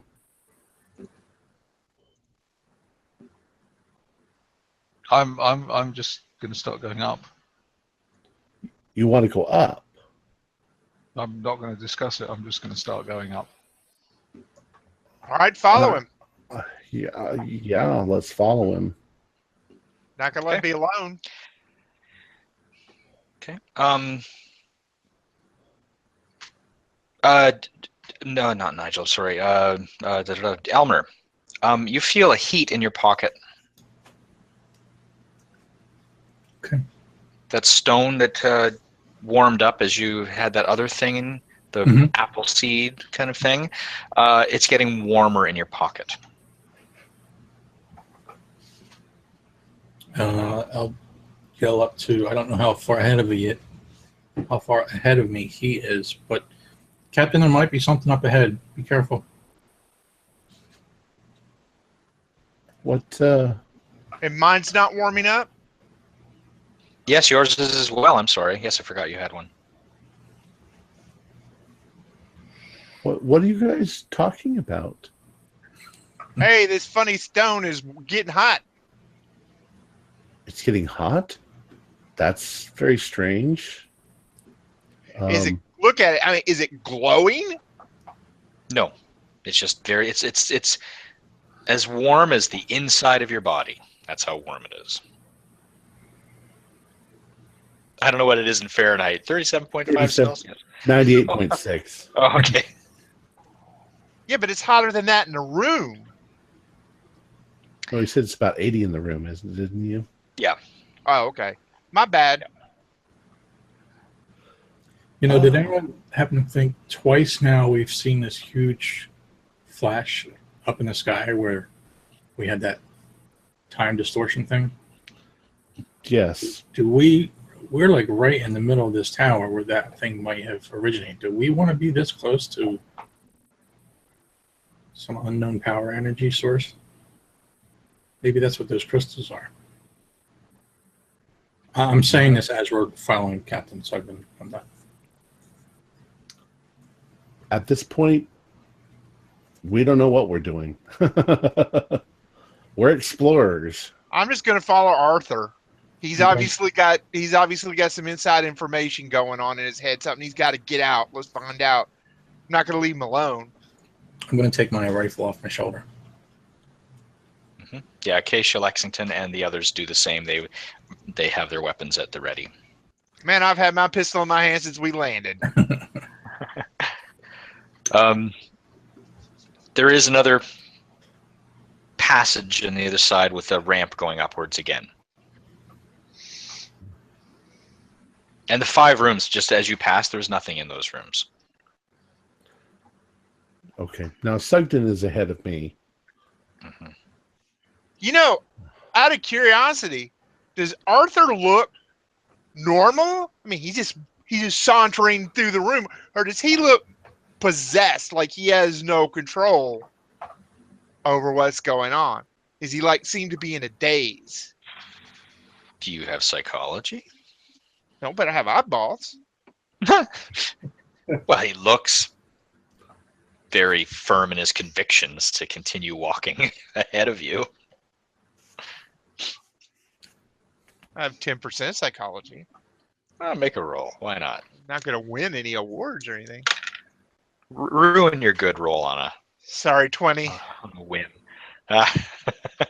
Okay. Well, I mean, all you can tell just looking at him is he looks very convicted. He's very sure of himself.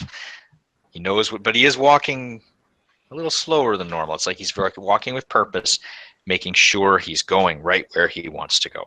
I'm going to stay close to him in case he decides to jump or something.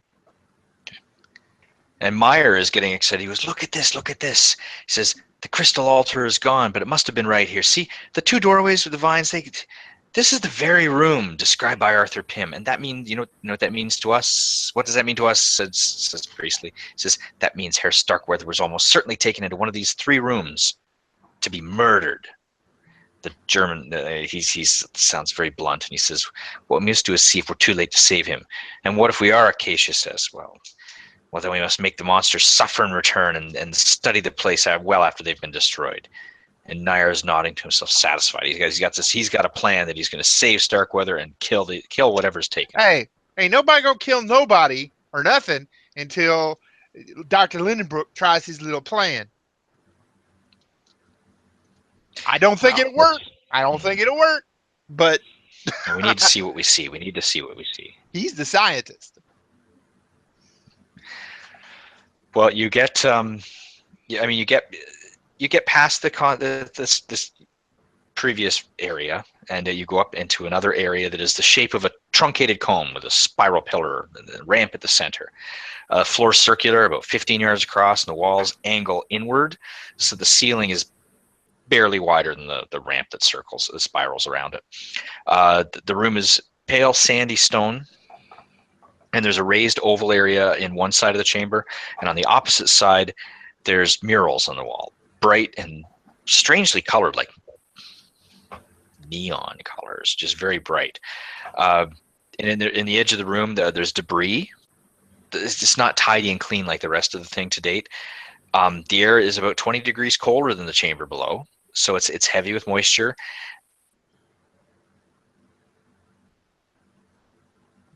Oh, the anticipation's killing me.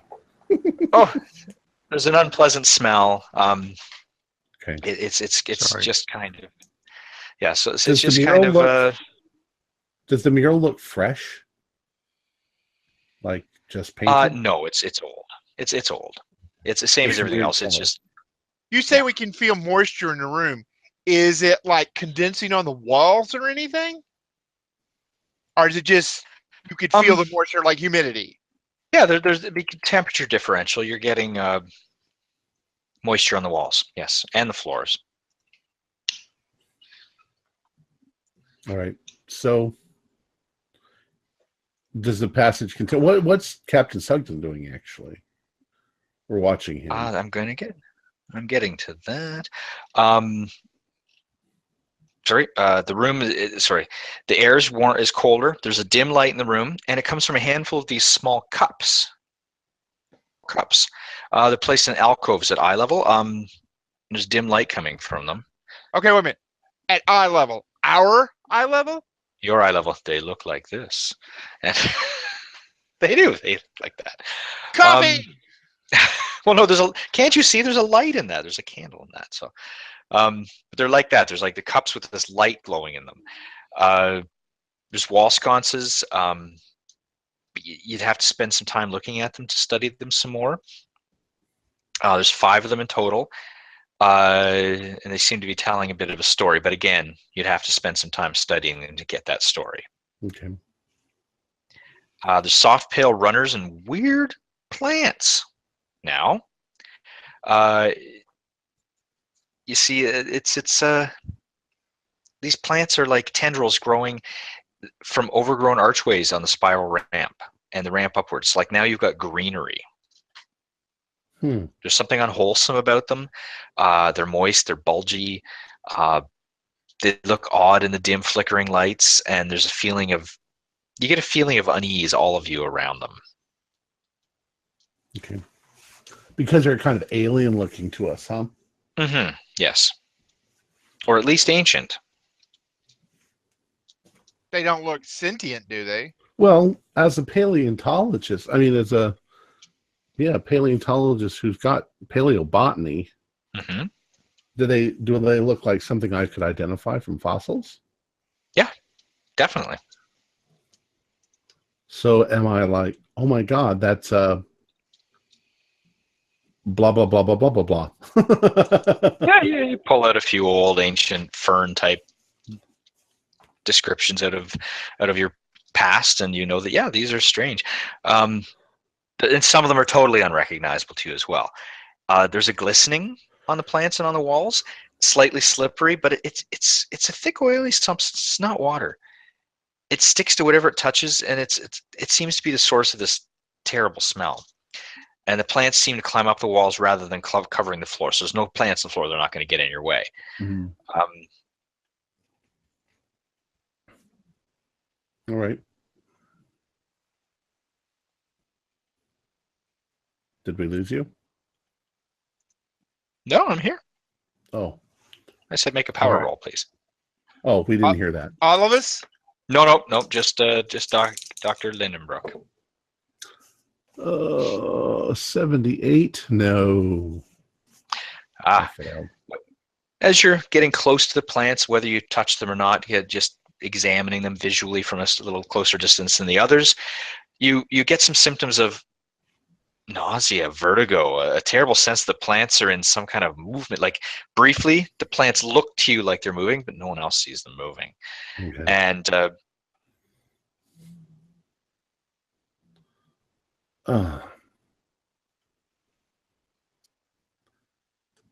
we didn't get anything. And mewling kind of sounds and whispers. From the plants. I'm like, at least in your head, you don't necessarily hear anything. But I can feel like something's trying to talk to me, so I'm going to try and think my thoughts. We're peaceful. We're here in peace. We want to communicate. As I'm trying to listen to whatever the sound is. Yeah, no, you think that. You try to do that. But, I mean, you're kind of discombobulated. Okay. And I say to the others, I say, I think they might be trying to communicate with me, but I'm not sure. It's weird. Communicate with the plants? The same way they're communicating with, I don't know. It doesn't really seem to be coming from anywhere. It's like it's in my head. Sugden, is that what it was like for you?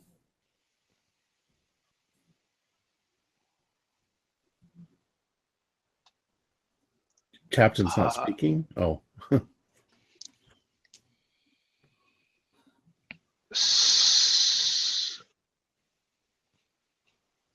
Sugden. Uh-oh. Sugden. That's not good. Captain, are you okay? What's Captain Sugden doing? Well, he stops walking when you say his name. Captain. Reaching in my pack for some pemmican. Somebody put his air hose back in his mouth. Get him some oxygen. Can we try to wake him up? Is he sleepwalking? Oh, he was with purpose walking. You called him and he sort of stopped, and I would assume. So I'm going to walk over, take a look at him, and see. Arthur, I should take a look in his eyes. Are you with us, Arthur? Well, let the doctor do his work. Well, I'm talking to him. I ain't interfering. No, I'm going to check his eyes. I snap my fingers in front of him, see if he reacts. The typical doctor thing. Mm-hmm. Well, he can come to a little bit, yeah. Mm-hmm. But he's not. Everything okay?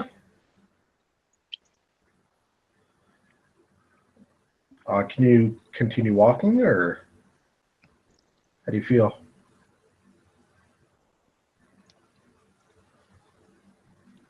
What?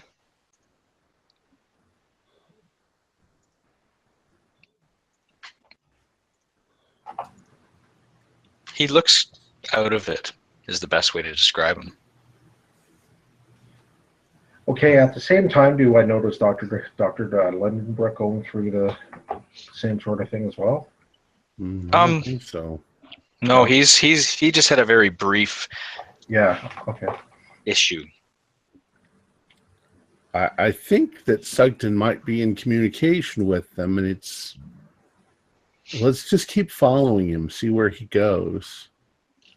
Mm-hmm. Is he just standing there, or is he like walking ahead on his own kind of thing? Well, he's now sort of standing still. Yeah. Well, we look around. He's looking around. Let's look around. Well, there's five side chambers on this floor as well. Now that you're in there fully. Okay. Well, I'm going to pick chamber number 1 and look inside, see what's in there. Okay. Well, I mean, Captain Sugden's kind of wandering a bit, looking. But as you go to that chamber, you just glance in. It's huge cracks in the walls. Just pitted ice inside. Web-like strips of hide and fiber running great numbers between the ice and this tub in the center, and the floor is really wet. And there's this thin, gray, oozy, black stuff on the floor, almost invisible at first, but it's like meaty stalks are into that, like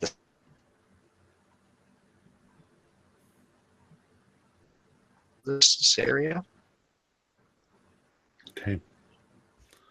But it looks kind of gross and like I ain't gonna step in that.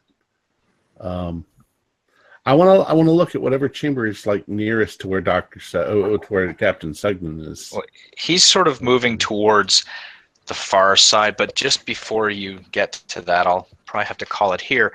You see Priestley. Priestley wanders off. He says, everybody, we should stop for a second and look in here. And he's pointing towards the third chamber from the entrance. Okay. And anyone who wishes to go over and look will look, and Captain Sugden's kind of stopped moving at this point. Look. Yeah. The chamber inside is filled with bones, human bones, thousands upon thousands of human bones, haphazard piles, broken remains, some of them grounded to dust due to the ages. Thousands of bones, hundreds of skeletons worth. Most of the bones are human. You can tell quickly by looking at them. Does anybody have an archaeology or a paleontology they could roll? Mm-hmm. Oh yeah, 13. Many of these are very old. Like I said, some of them dust. They've become dust. There's some that are only a few decades old.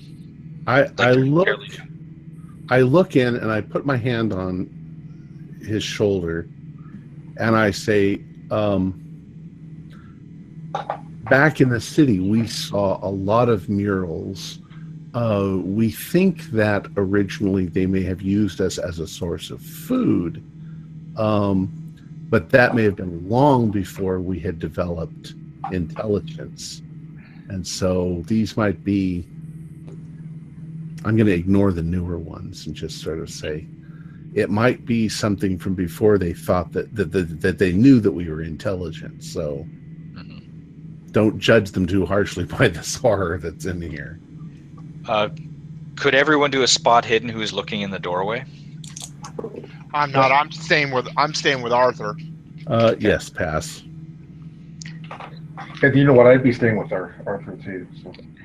Well, two of you and Elmer, Dr. Lindbrook, as you're looking, and you're just sort of looking at ancient skeletons, newer skeletons, you look on the top of the pile, and you see glistening, wet, slightly red, brand new skeleton, minus a head. And another beside it, exactly the same. And just based on your knowledge, it's about the same size as Mr. Starkweather and Dr. Green. Yeah. So we should end it there. Okay. Well, that's a good spot to end it. Great. Our players included Jerry Bryant, Greg Malcolm, Nick Swan, Jeff Wilkins, and myself, with Sean Little as the keeper of the secrets. Our musical intro, Sleight of Hand, was composed by James Brett and is used with his permission. We're currently producing 4 shows a week with music and sound effects added in post-production. In order to create a richer listener experience, we provide audio-only versions of our shows free for you to download from Podbean or iTunes. Patrons of our show can now enjoy recordings of our pre- and post-game conversations. Some of the funniest and most interesting stuff occurs before and after the show. In fact, we've released one of those videos to public now, so even if you're not a patron, you can find it in a playlist entitled Stuff We Say. If you'd like to become a patron, visit our Patreon account. Just $1 or $2 a month will help us a lot. Like, share, and subscribe to our channel for updates on our latest shows, and leave us some comments. We love hearing from you. This is Tom Rayleigh, together with all the members of our gaming club, inviting you to journey with us once again into the darkness for another adventure into the universe of H.P. Lovecraft and the Call of Cthulhu role-playing game. Until next time, good luck and good gaming.